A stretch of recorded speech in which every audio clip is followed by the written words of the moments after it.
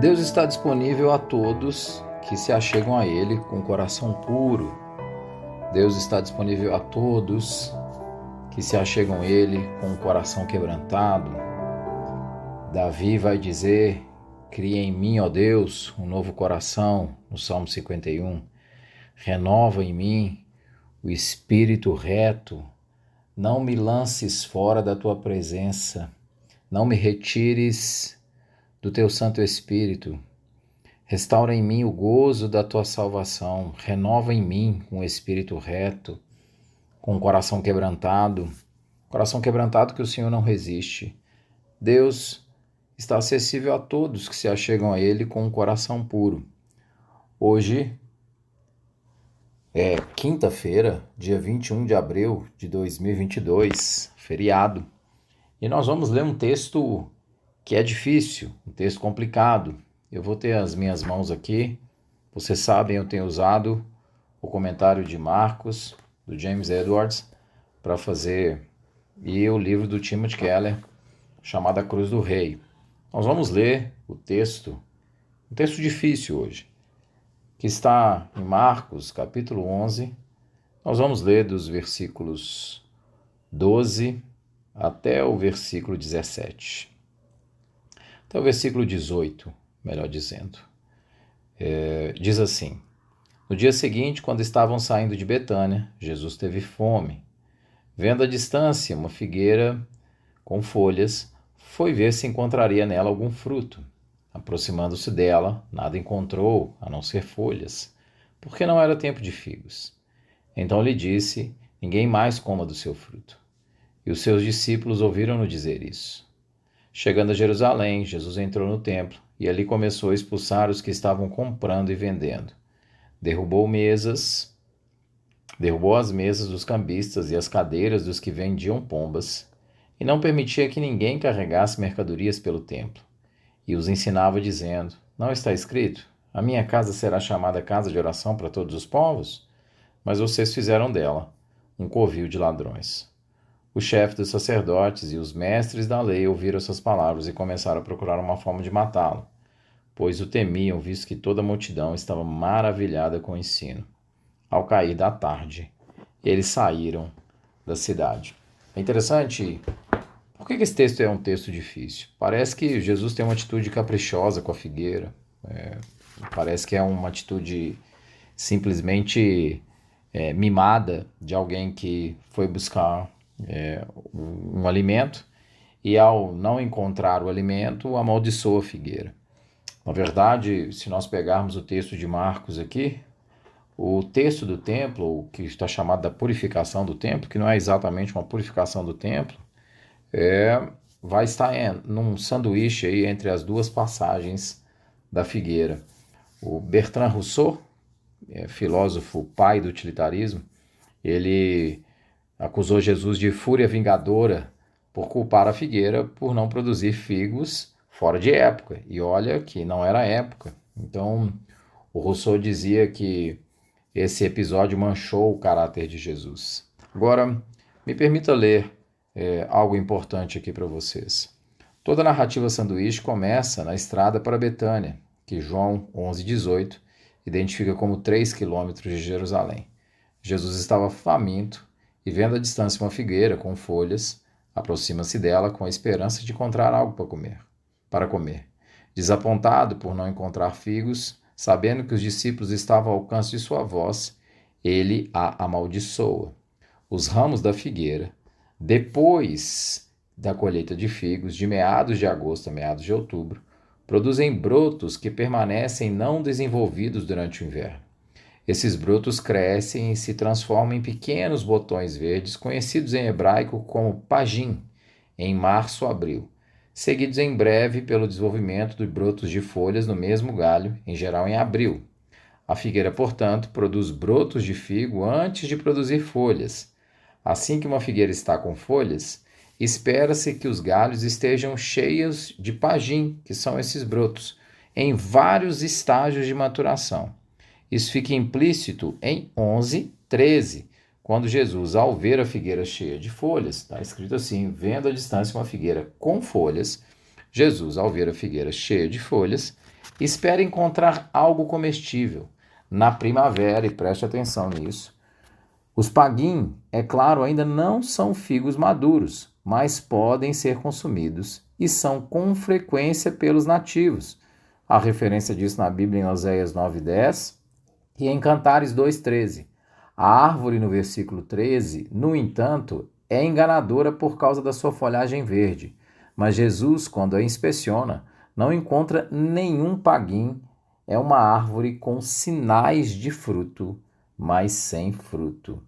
É uma árvore com sinais de fruto, mas sem fruto.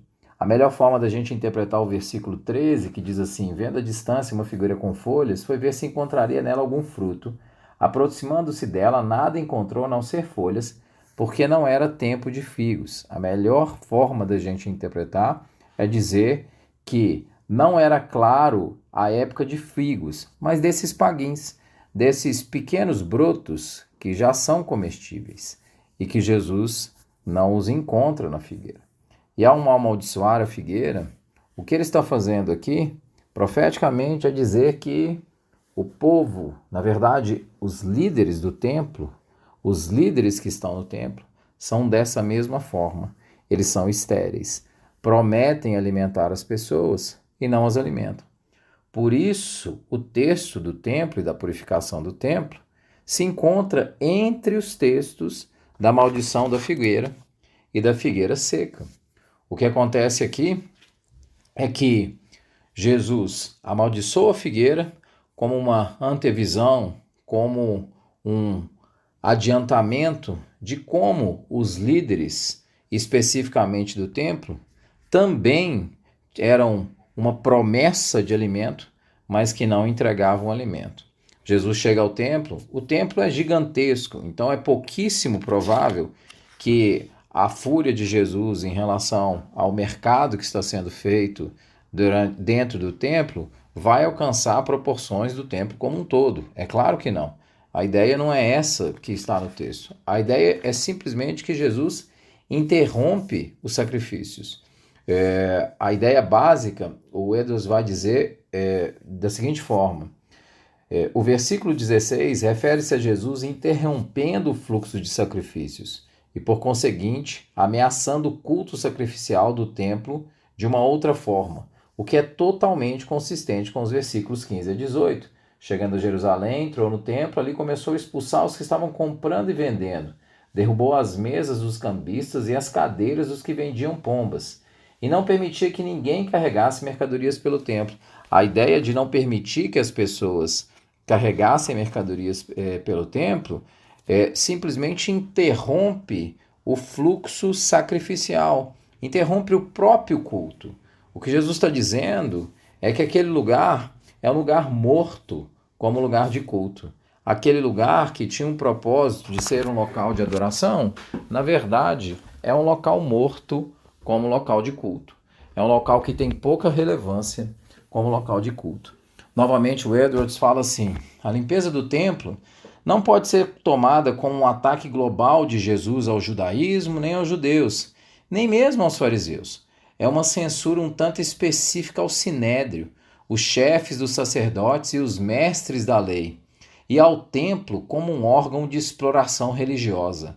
O efeito combinado das citações de Isaías 56:7 e a Isaías 56 é essa: a minha casa será chamada casa de oração de todos os povos, mas vocês a fizeram covil de ladrão. O que Jesus está dizendo, ele está afirmando que, em tese, Israel, que tem a autorrevelação de Deus, não entrega essa revelação de forma verdadeira. Os líderes, na verdade, não entregam essa revelação e passam a comercializar essa revelação. Então, a revelação de Deus não passa a ser pautada mais na sinceridade do coração e não numa pureza cultual. Ela é simplesmente o que se faz do templo, é um espaço de comércio. Jesus não está condenando o templo, Jesus está simplesmente dizendo claramente aqui que o espaço dos israelitas, dos líderes israelitas, como aqueles que são os intermediários da revelação de Deus, está se encerrando. Veja bem, ele diz: a minha casa será a casa de oração para todos os povos. Jesus não está dizendo que o templo vai ser a casa de oração para todos os judeus. Ele está dizendo que a casa será a casa de oração para todos os povos. Jesus está literalmente confrontando os líderes religiosos e dizendo: vocês são uma figueira seca, que deveria dar frutos, mas não conseguem dar frutos. O autor aos Hebreus vai dizer assim em Hebreus 8, versículo 10: esta é a aliança que farei com a comunidade de Israel depois daqueles dias, declara o Senhor. Porei minhas leis em sua mente e as escreverei em seu coração. Serei o seu Deus e eles serão o meu povo. Ninguém mais ensinará o seu próximo nem o seu irmão, dizendo: conheça o Senhor, porque todos eles me conhecerão. E o capítulo 9 vai dizer que na velha aliança o sumo sacerdote fazia sacrifício uma vez, podia chegar no Santo dos Santos uma vez por ano, e que nós temos livre acesso. O que é importante para mim e para você nesse texto? É importante entender que Deus está acessível a todos nós. Basta nos achegarmos a Ele com o coração puro, como já Davi fazia e pediu para que Deus purificasse o seu coração. A exploração religiosa não leva até Deus, ela comumente se transforma em um comércio. E foi isso que aconteceu no templo e é contra isso que Jesus está combatendo, está lutando. É engraçado como é que a gente tende a achar que nós precisamos de uma religião para nos aproximarmos até Deus. Nós não precisamos ficar presos à exploração religiosa para nos aproximarmos de Deus. Ele está acessível a todos. A minha casa será chamada casa de oração para todos os povos. O curioso é que a gente gosta de ficar preso em religião e não nos colocar o nosso coração inteiramente aos pés da cruz. Essa é uma reflexão importante para nós. Eu ainda queria falar sobre o sacerdócio universal dos santos aqui, mas o áudio vai ficar grande demais. Depois nós falamos em outra oportunidade. Essa é a leitura de Marcos 11, capítulo 11 do livro de Marcos. Estamos fazendo a leitura de um capítulo dos evangelhos e estamos no evangelho de Marcos, capítulo 11. Você sabe muito bem, eu sempre falo isso. Se você gostou desse áudio, coloque aí nas suas listas de distribuição, manda para as pessoas que você conhece, não deixa isso ficar preso, não. Distribui para que as pessoas possam ter acesso, ainda mais um texto como esse, que é um texto complexo, as pessoas possam ter uma interpretação mais apropriada do texto. Manda para as suas listas de distribuição, você pode acessá-lo na página do YouTube da Lagoinha Castelo. Um abraço, fique com Deus.